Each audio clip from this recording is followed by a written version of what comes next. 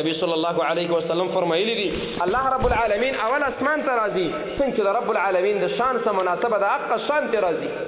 او به فرمایي څه د زمانه دعا من يدعوني فاستجب له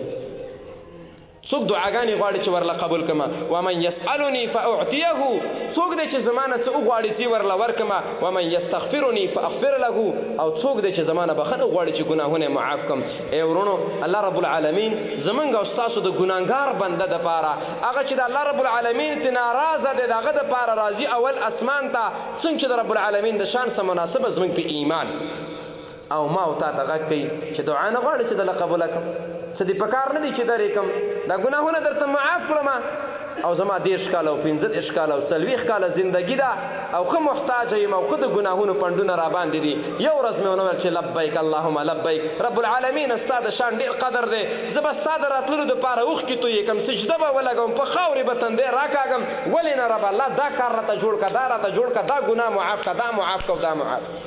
من کې دا ځای نشته مؤمنانو راځي چې رب العالمین قدر وکړو راځي چې محمد رسول الله قدر وکړو راځي چې د خپل ځان قدر وکړو ځان پر رب العالمین باندې قدردان کو قدرمان او عزتمن دی